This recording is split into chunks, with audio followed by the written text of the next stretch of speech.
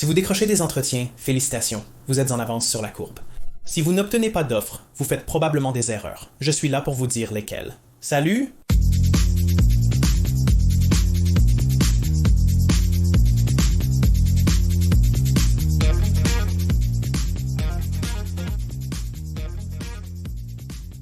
Bonjour, Brian de Une vie après le licenciement à l'appareil. Voici 5 erreurs fréquentes à éviter en entretien d'embauche. En tant que recruteur et professionnel des ressources humaines, j'ai passé les 2 dernières décennies à embaucher des milliers de personnes dans certaines des entreprises les plus prestigieuses et connues au monde. J'ai interviewé et embauché à tous les niveaux, des réceptionnistes aux cadres dirigeants. J'ai participé à de nombreuses réunions de debriefing avec des équipes d'entretien et des recruteurs où nous avons examiné les raisons d'embaucher ou non un candidat. Et ne vous y trompez pas, la concurrence est vraiment rude en ce moment, surtout dans le marché actuel. Avec une abondance de candidats qualifiés pour la plupart des postes, les employeurs ont l'embarras du choix. Ils peuvent être très sélectifs quant à la personne choisie qui recevra l'offre finale. Pour réussir vos entretiens d'embauche, vous devez être au meilleur de votre forme. Mais si vous décrochez des entretiens, c'est que vous êtes déjà sur la bonne voie. Alors, ne vous blâmez pas trop si vous n'obtenez pas l'offre au final. Il est possible que quelques ajustements mineurs suffisent pour réussir votre entretien. Je connais quelques erreurs courantes commises lors des entretiens. Dans cette vidéo, nous aborderons des conseils éprouvés et testés, provenant directement des employeurs pour vous aider dans votre recherche d'emploi.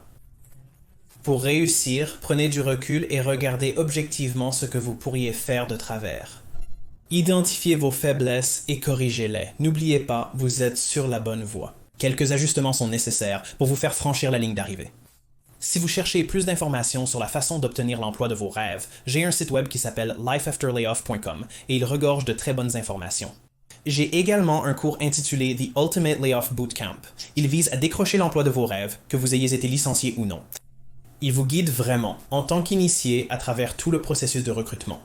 Il vous montrera comment attirer l'attention des recruteurs, réussir les étapes d'entretien et décrocher la meilleure offre. Prenez le temps de le consulter. L'une des erreurs les plus courantes que je vois est de trop parler. Je vous laisserai un lien à ce sujet. Cela est souvent dû au stress, mais il est aussi possible que le candidat ne saisisse pas réellement la demande. Cela peut aussi refléter le fait que vous pourriez manquer d'un certain niveau d'intelligence émotionnelle. Je vais aborder l'intelligence émotionnelle dans le processus d'entretien dans une autre vidéo. Cela signifie principalement que vous n'êtes pas en mesure d'évaluer correctement les émotions d'autrui. Lors d'un entretien, il s'agit de répondre et de chercher un retour verbal ou des indices de la part du recruteur pour savoir si vous êtes sur la bonne voie. En tant qu'intervieweur, j'essaye de donner un retour verbal et même physique au candidat si je pense qu'il est sur la bonne voie. À l'inverse, si vous n'êtes pas sur la bonne voie, j'essaie de donner des indices non-verbaux et verbaux pour indiquer que vous n'êtes peut-être pas dans le bon. Lorsqu'on répond à une question, il est essentiel de prendre le temps de bien comprendre ce qui est demandé avant de formuler sa réponse. Vous commencez à parler à mi-chemin de votre réponse, ce qui peut soulever des doutes sur la pertinence de celle-ci par rapport à la question posée. Peut-être qu'il cherche d'autres choses. Alors tout à coup, vous commencez à vous écarter et à partir sur des digressions par rapport à la question principale. Vous répondez maintenant à des choses que je ne vous ai pas demandées. Ironiquement, lorsque vous partez sur ces histoires hors sujet, vous ne répondez généralement même pas à la question initiale. Après que le candidat commence à chercher ses mots et à divaguer, j'interviens généralement pour recentrer la question. Je pourrais reformuler la question ou donner un petit indice sur la réponse attendue. Mais le candidat qui divague en général ne comprend pas vraiment ce que j'attends au départ et c'est pour ça qu'il pense devoir trop répondre à la question. Chaque question que je vous pose lors d'un entretien a un objectif précis et significatif. Je cherche à connaître votre parcours pour voir si vous correspondez au poste pour lequel je recrute. Il est peu probable que vous tombiez par hasard sur la bonne réponse si vous essayez de deviner ce que je vous demande. Il vaut mieux interrompre l'entretien, me retourner la question et dire « Écoutez, je pense que vous me demandez ceci, mais pouvez-vous clarifier? Je veux juste m'assurer de vous donner la bonne information. » J'apprécie toujours cela, car cela montre qu'ils ont une certaine conscience de soi et un sens des affaires. Ne pensez pas dépasser les limites en posant cette question au recruteur. Je suis toujours ravi de clarifier mes attentes. Ce n'est vraiment pas un piège quand je suis en entretien avec vous. Je n'essaie pas de vous piéger. Je souhaite simplement connaître ces aspects de votre parcours pour savoir si nous pouvons passer à l'étape suivante de l'entretien. Et en général, il vaut mieux ne pas donner assez de détails dans une réponse que d'en donner trop sur un point. Je vous recommande donc de répondre de manière complète mais concise. Si j'ai besoin de plus d'informations sur vous ou ce scénario, je demanderai des précisions par des questions supplémentaires. D'ailleurs, tout bon recruteur saura quand poser ces questions approfondies et comment le faire de la manière la plus efficace. Mais ne vous mettez pas en difficulté pendant l'entretien en parlant trop. La deuxième erreur majeure est de ne pas être préparé. Le manque de préparation peut prendre de nombreuses formes. Alors parlons de ce que je vois le plus souvent.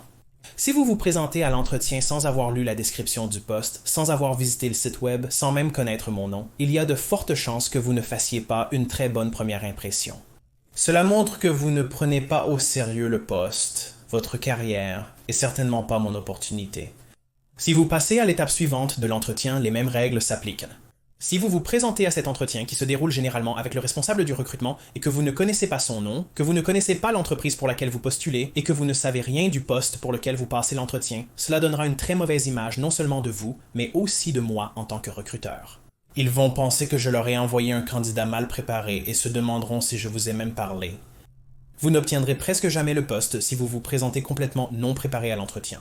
Il est préférable de reporter l'entretien plutôt que de s'y présenter non préparé. Recherchez des informations sur l'entreprise et consultez son site web avant de venir. Consultez la rubrique carrière de leur site web. Consultez l'offre d'emploi pour laquelle vous passez l'entretien. Lisez les avis sur Glassdoor. Un petit effort peut avoir un grand impact. Nous ne voulons pas un rapport détaillé, mais savoir que vous êtes impliqué. En plus de connaître un peu l'entreprise et le poste pour lequel vous passez l'entretien, il serait également utile d'être au moins un minimum préparé aux questions d'entretien que l'on pourrait vous poser. Lors d'un entretien comportemental, on vous interrogera probablement sur vos compétences clés. Préparez-vous en réfléchissant à des situations de votre expérience applicables à différentes compétences. Vous pourrez vous appuyer sur ces expériences lors d'un entretien plus fluide. L'erreur suivante consiste en fait à aller trop loin dans la préparation. Si vous venez me faire un exposé détaillé sur l'entreprise en utilisant des données obscures de nos documents destinés aux investisseurs, cela ne va pas nécessairement m'impressionner. Votre implication dans le processus est claire, mais c'est presque un peu trop. Il en va de même pour l'entretien. Si vous êtes tellement préparé à vos questions d'entretien que vous suivez un script, si quelque chose s'écarte de votre préparation, vous allez devenir un peu robotique et vous risquez de commencer à vous en mêler.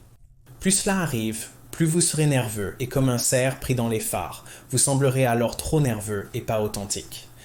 Encore une fois, se répéter un peu les questions d'entretien, c'est bien. En fait, c'est même encouragé, mais en faire trop, ce n'est pas bon. Pensez à vous vendre lors d'un entretien comme à une série d'arcs narratifs, les grandes histoires de votre carrière. Vous utiliserez ces histoires pour répondre aux différentes questions que l'on vous posera. L'authenticité est essentielle. Si vous avez vraiment réalisé ce dont vous parlez, vous devriez pouvoir en discuter en détail avec passion et expertise. Parlons de la 4e erreur majeure. Il s'agirait de ne pas être assez enthousiaste. Si vous venez à un entretien avec moi et que vous êtes plutôt mou, sans montrer d'enthousiasme pour le poste, cela va me donner l'impression que vous ne voulez pas vraiment le travail. Alors réfléchissez. Si vous étiez le responsable du recrutement, quel candidat préféreriez-vous avoir dans votre équipe?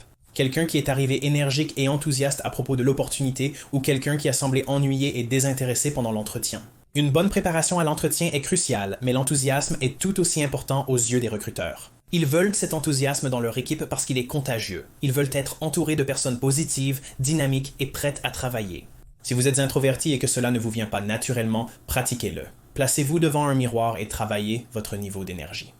La 5e erreur la plus courante que je vois, c'est que les candidats ne posent aucune question.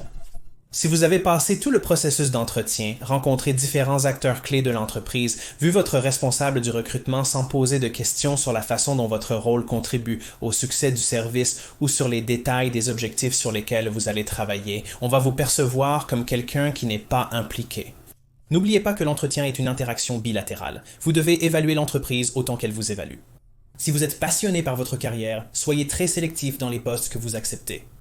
Regardez ma vidéo sur les méfaits des emplois stables pour votre carrière pour plus d'informations. Venez donc à l'entretien préparé avec de bonnes questions à poser aux recruteurs et surtout à votre responsable d'embauche. Renseignez-vous sur la culture d'entreprise, vérifiez qu'elle vous correspond sur tous les plans. Cela impressionnera les équipes et vous fera passer pour un employé potentiellement très impliqué, si vous avez déjà commis certaines de ces erreurs lors d'entretiens passés. Ne vous inquiétez pas, mais il est temps de réfléchir et de trouver comment changer à l'avenir. Cette vidéo a pour but de vous donner des idées sur ce que vous faites bien et ce que vous pourriez ajuster.